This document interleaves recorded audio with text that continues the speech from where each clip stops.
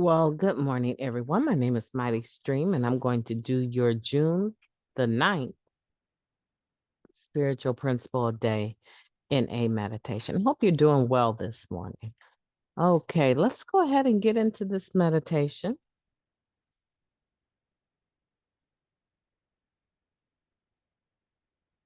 The title of the meditation is, get it where I can see it, Communication is a Two-Way Street. We learn to listen carefully and to communicate in a way that we can be heard. Living Clean, Chapter 5, Being a Parent. Addiction does a number on our ability to communicate.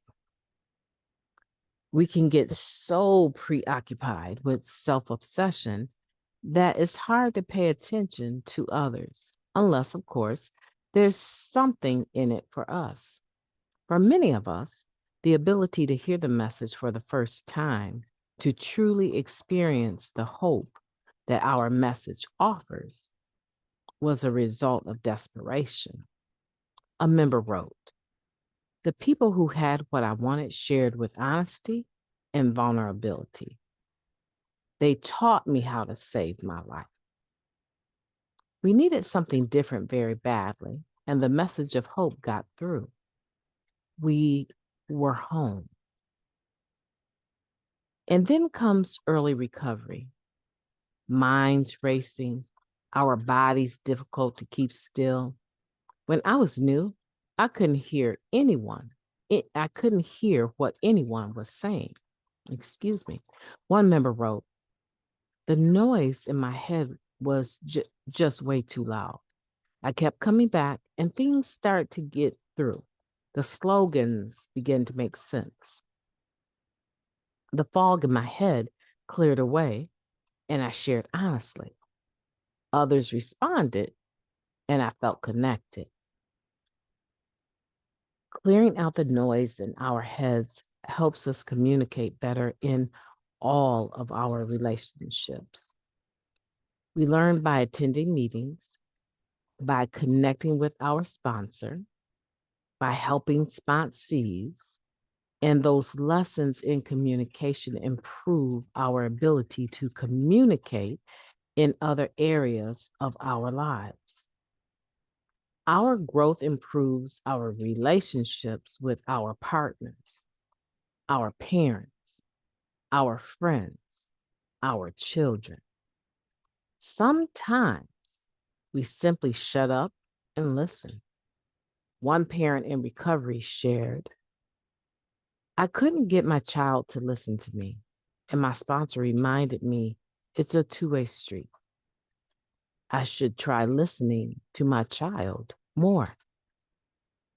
When we give our attention to others, we understand them better.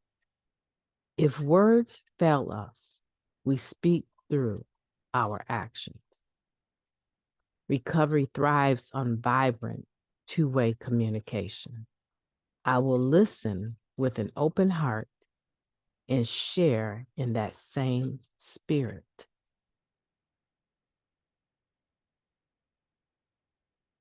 Let's take a moment of silence, followed by the we version of the Serenity Prayer. Moment of silence now, please.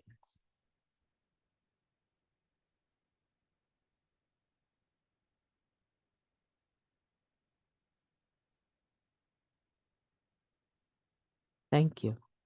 God, grant us the serenity to accept the things that we cannot change, the courage to change the things that we can, and the wisdom to know the difference. Just for today, please and thank you. This is a powerful meditation. It's talking about communication being a two-way street. And in particular, it's talking about how things are when we first get into the program, when we first started to recover from active addiction, those initial stages. the withdrawal symptoms, the things that we endure just trying to stay connected to the process. And for many of us, it was a new process. I had never gone to Narcotics Anonymous meetings. When I started my recovery, now I had been to some of their events because I had relatives that were involved in recovery. And when I say their events, I'm not even talking about conventions. I had gone to they would have tournaments, softball tournaments, home groups versus different home groups. So I had attended those type of outdoor barbecue events. But to be involved with Narcotics Anonymous, when I first started, I had so many thoughts. It was very, very difficult to settle my thoughts long enough to hear anything that anyone had to say. And if something did get through, I probably would end up offended by it. And I can remember leaving the meeting early several times. Coffee was something that I would get and sit down and drink, but I sometimes it was not even my anxiety that would force me out of the meeting. It might be that I wanted to go to the restroom and did not want to disturb the meeting or be noticed. So, because of my perception of how people would view me, my self obsession, um, I would say, okay, let me just take my purse and not return. I'm not going to go back in the meeting. It's all quiet, and I don't want that type of attention. And so sometimes I would just leave. And it really didn't have anything to do with necessarily being offended or hearing something I didn't want to hear. But there were times where just my anxiety and self obsession about people's perception of me would cause me to just take leave. And then, I mean, at some point in time, um, I realized that the slogans weren't meant to harm me. The shares weren't targeted at me when they would say, keep coming back or something of that nature. I realized that they said that to everyone. They weren't harming me. They weren't cross sharing to me. This is what they called carrying the message. And I began to settle in. And I began to, with my weak bladder, right? I began to sit closer to the door so that if I needed to leave, I could come back in and I wouldn't have the whole room to cross in order to get back to my seat. So I started making these minor adjustments. And those adjustments allowed me to enjoy the atmosphere of recovery longer. And the longer I would sit down in a meeting and remember that slogan, don't leave before the miracle happens. And I needed a miracle. The longer I would stay in the meeting, the more my heart began to open, the more my mind began to open. And I began to see, I fit in pretty well here. This is a place where I can come and go when I want. There's no real rules when I come here. And no one's going to outwardly judge me. They might judge me, but I'm not going to be able to read that by their actions most of the time because inclusivity is promoted, right? It is encouraged, I should say, not promoted, as a part of Narcotics Anonymous. And so I began to listen to the voices of others instead of my own voice. There's a sponsee in here who was having a problem with their children, listening to them. And the sponsor encouraged them to be quiet and listen to the children. Hear what they're saying to you. It's a two-way street, just like sponsorship is, right? It's a two-way street. It's not just you and I doing all of the talking. The people in our lives, allow them to have voice. Allow them to bend your ear for a while without you having to give feedback without you having to counsel. Allow them to be able to speak and you hear.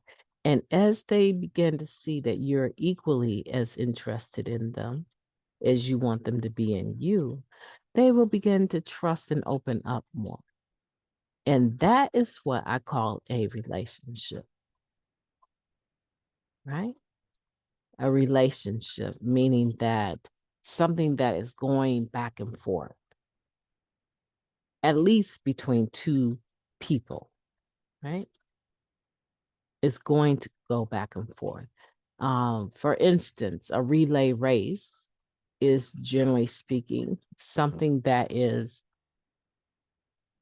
well, it's a sport. And so people run their segment and then they pass the baton to the next person. So they relay it, right? They give it over and then the next person takes it, right? And that's sort of what this is about, a relationship.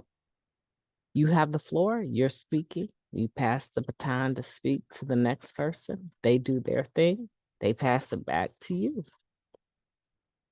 Today, let's work on our vibrant communication.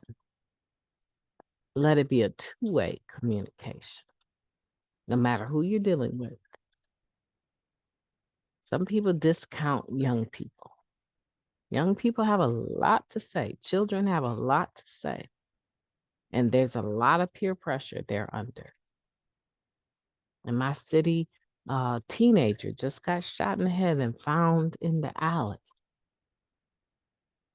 just yesterday, right after school would end. Young man gone. These moments we have with our children, let us cherish them. Let us cherish them and allow them. If they're grandchildren, a lot of people are raising grandchildren. I'm raising great nephews, right? A lot of people are raising children that they didn't birth. They have things on their mind. Let's allow them to speak and have a real two-way communication with them. If you're like me from the old school where you speak when spoken to and nobody talking to you right now, this grown folks conversation. Go sit down somewhere, right? Common. If you're from the era that I'm from, that's common. This is an A and B conversation. See your way on out, right? So common, but today we can't afford to do that because children are so into technology that they can literally go all day without having anything to say other than I'm hungry. Let's pull them away from that technology, those devices, and sit them down. How's school today? Anyone bullying you today? Anyone trying to force you to smoke some weed today? Anything going on that you're not sure about and might need some help to navigate it? You'll be surprised what comes out of their mouths. But don't be too surprised and don't act too surprised. Just listen. Just listen and open up the door not only to the two-way communication, but a better life for them too. It's horrible feeling like you can't speak to the adults in your life. And now I didn't have that problem with my mother, but there were times when she would have company over, I dare not approach unless it was an emergency. And if it was, it had to be preceded by, excuse me. That's how I was raised. So today we're working on communication and I'm going to work on it too with you guys and turn it over to you and allow you to give me feedback. Down in the comments below, let me know how you're doing today. As soon as I see your comments, I promise you I will respond. Sometimes I just respond with a heart to let you know that I've seen it. And when I get an opportunity, I come back to it and actually write something back to you. You can always reach me at recoveryofhope21@gmail.com. I look forward to hearing from you. Listen, have a beautiful day on purpose. Make June the 9th of this year the best June the 9th that you have ever lived. And remember, someone always has it worse than we do. So let's move forward on this day with a spirit of gratitude. My name is Mighty Stream, and I will be talking to you tomorrow.